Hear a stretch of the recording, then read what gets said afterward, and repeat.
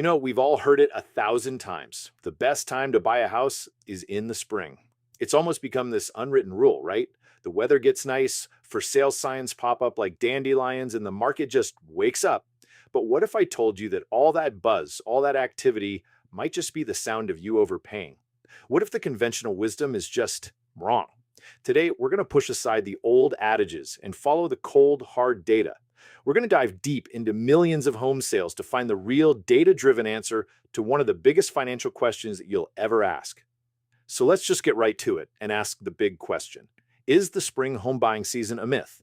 Well, maybe not a myth, but is it a trap? Is it a rookie mistake for well-intentioned buyers? The data strongly suggests that while spring is, without a doubt, the busiest time to buy a house, it is very, very often not the best time. And as you're about to see, the difference between busy and best could literally be tens of thousands of dollars. Let's just put a number on that. $40,000. According to a pretty deep analysis by Mashvisor, that's roughly the savings a home buyer in the Dallas area could have pocketed simply by buying their home in January instead of at the peak of summer.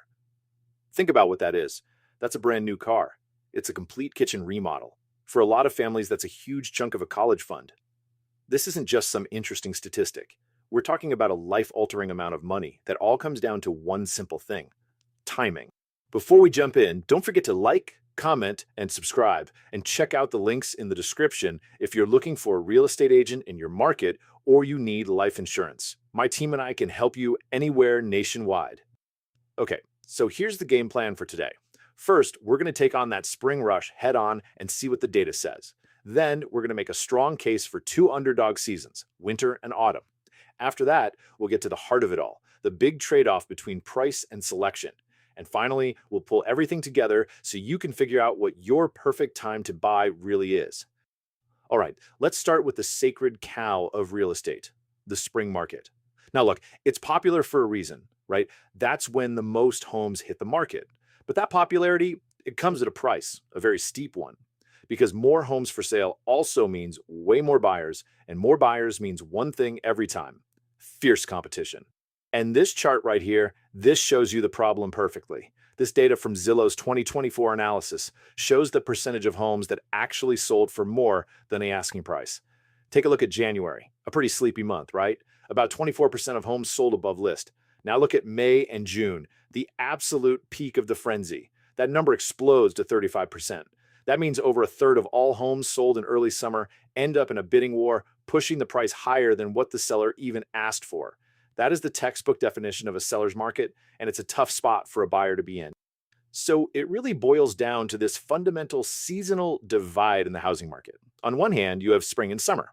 That's where you'll find the most new listings, the most choices. But the cost of that choice is dealing with the highest competition, peak prices, and the constant stress of those bidding wars. On the other hand, you have fall and winter. Yeah, the inventory shrinks, there are fewer houses to look at. But the buyers who are looking face so much less competition, and that leads to lower prices and, this is key, a lot more negotiating power. This trade-off is the central puzzle that every single home buyer needs to solve. So if spring is a battlefield, where do we look for an advantage? Well, that brings us to our first contender for the real best time to buy. We're going to make the case for winter. I know, it sounds kind of miserable. House hunting when it's cold and dark, but the data says that's precisely when you can find some of the hottest deals of the year. And this right here is a massive piece of evidence. A huge study by NerdWallet, which was cited by Mashvisor, dug into data from 50 of the biggest metro areas in the US. And what they found was crystal clear. Home prices in January and February were on average a whopping 8.45% lower than during the summer peak. We're not talking about a tiny little statistical error here. That is a massive consistent discount. Just look at that number for a second, negative 8.45%. Let's make that real. On a $400,000 house, that's a savings of almost $34,000. On a more expensive $600,000 house, you're looking at over 50 grand. That's the winter discount. It's a direct financial reward for buyers who are willing to put on a coat and brave the cold while everyone else is hibernating and waiting for spring. And this is where the rubber really meets the road. This Matchvisor data from Dallas shows you exactly how those percentages play out in the real world. You see the median property price in June 2018 was just shy of $470,000. Fast forward just 6 months to January 2019, and that same median price had dropped all the way to about $424,000. The difference? A staggering $46,103 in potential savings, just for waiting half a year. That really makes that 8% discount feel a lot more tangible, doesn't it? So why does this happen? What's the magic of winter? Well, it's all about simple market dynamics. On the buyer side, there's just way less foot traffic. That same NerdWallet study found that almost twice as many people are out there buying homes in June as there are in January. For you, that means fewer bidding wars and less pressure to make a snap decision. But the seller side is maybe even more important. Think about it. Someone listing their home in December or January isn't just testing the waters. They usually have to sell, maybe for a job relocation or some other big life change.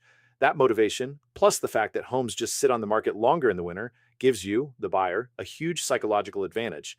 You truly have the upper hand. Okay, so winter is looking like a total slam dunk if you're a bargain hunter. But what if you don't want to sacrifice quite so much on selection? What if you're worried about only having a few houses to choose from? Well, this brings us to our second contender, autumn.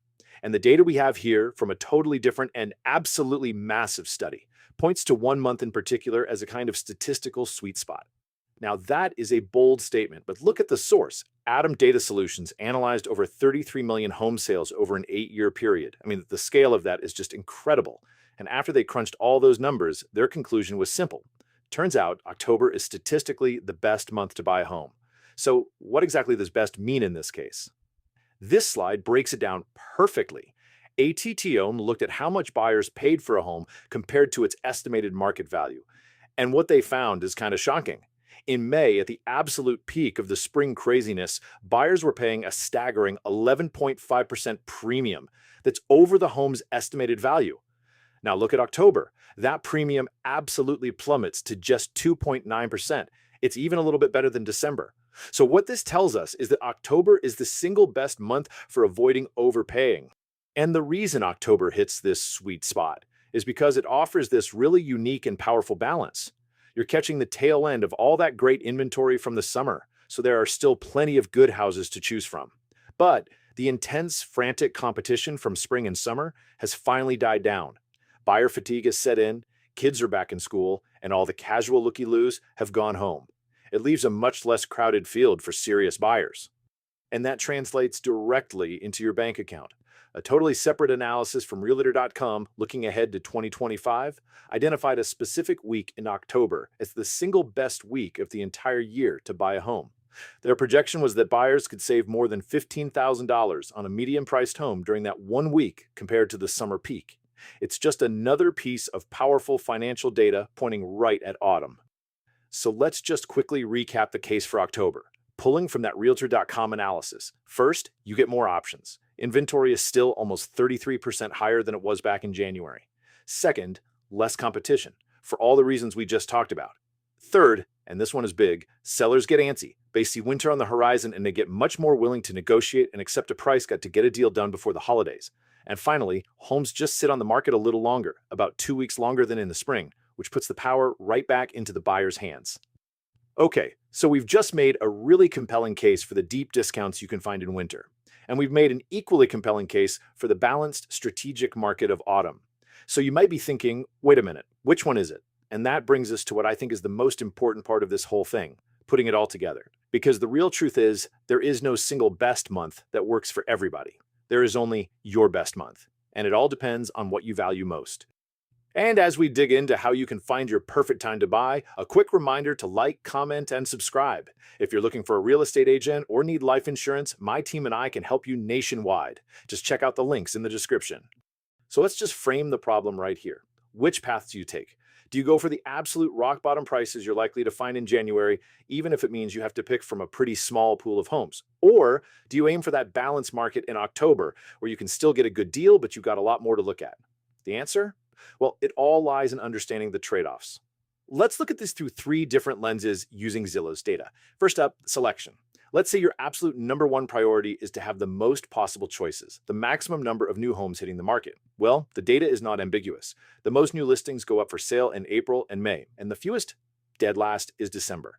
So if your goal is finding that needle in a haystack perfect house, spring is without a doubt your season. Okay, now let's switch our focus to the hunt for a good price. specifically looking at which listings get a price cut. Now, this is really interesting because the peak time for price cuts is not winter like you might think. It's actually late summer. In July and August, a full 26% of listings had their prices reduced. Why? Well, these are the sellers who listed their homes back in the spring, missed that initial wave of frantic buyers, and are now starting to get desperate to make a deal before the fall slowdown. And finally, let's look at goal number 3, avoiding competition. We saw this chart earlier, but it's so important here. If your main goal is to avoid the stress of bidding wars and heated negotiations, January is your month. Period. Only 24% of homes sold for over the asking price. Just compare that again to that 35% peak in May and June. I mean, the data could not be any clearer. Winter is the season for low competition. And all of this brings us to the core concept I want you to take away from this: the home buyer's triangle. Think of it like this. In the housing market, you're trying to achieve 3 things: get the best price, have the best selection, and face the least competition. But the market is set up in a way that makes it almost impossible to get all 3 of those things at the same time. You have to pick one, or maybe 2, to prioritize above the others. So let's define this officially. The home buyer's triangle is just a simple framework to help you understand these trade-offs. If you prioritize getting the lowest possible price and having the least competition, you aim for winter. But you have to be willing to accept a much smaller selection of homes. If you prioritize having the best possible selection, you dive into the spring market, but you have to be ready to pay a premium and fight for it. The best time to buy isn't a date on a calendar. It's the point on this triangle where your own personal priorities line up with what the market is offering. Okay, now that we have this triangle framework, we have to add one last crucial layer of context. Because as important as all this seasonal data is, there are bigger forces at play that can completely override the calendar. Your personal financial situation and the broader economy can make the best month totally irrelevant if the other pieces of the puzzle aren't in place for you. There are really 3 critical factors that can trump any seasonal trend. First, mortgage rates. A 0.5% change in interest rates can easily have a bigger impact on your monthly payment than any seasonal discount you might find. Second, and this is the most important one, is your own financial readiness. None of this matters if you don't have a stable income, a good credit score, and enough savings for a down payment. And third, remember that all real estate is local.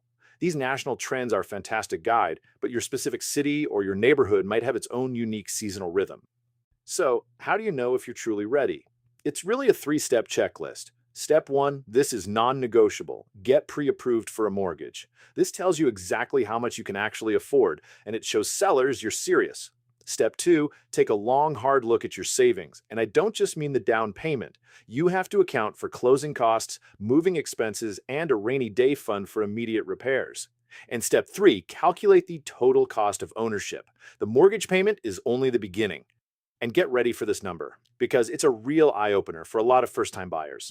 A Zillow research study found that the hidden costs of homeownership, we're talking about property taxes, insurance, utilities, maintenance, they average more than $15,000 a year. That's over $1,250 a month on top of your mortgage.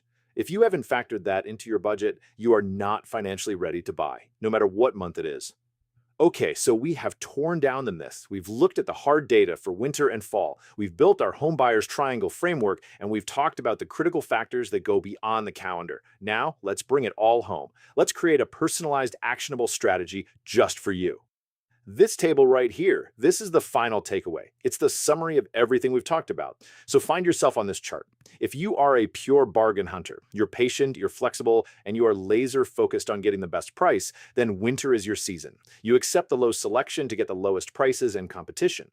Now, if you're the buyer with a very specific checklist, you need a certain school district, a certain number of bedrooms, and you are financially ready for a fight, then the high selection of spring is for you. You prioritize choice above all else. If you're an opportunist, someone who wants to see a lot of houses but loves the idea of finding a deal on a home that's been sitting for a bit, then the price cuts of late summer are your target. And finally, if you're the strategic buyer, the one who wants the best of both worlds, a good deal and a reasonable selection, then the balanced market of fall, especially October, is your absolute sweet spot. So you see, the data doesn't give you one simple answer. It doesn't say, buy on October 15th. What it does is give you a framework for making a much smarter decision. It empowers you to stop just following the crowd and start acting like a strategic investor in your own future. So look at that chart, figure out which buyer profile you are, and you'll know your best time to buy. Now you have the data. The only question left is, what's your move? To make your move with confidence, don't forget to like, comment, and subscribe. For expert help from a real estate agent or for a life insurance review, check the links in the description. My team is ready to help you nationwide. Thanks for watching.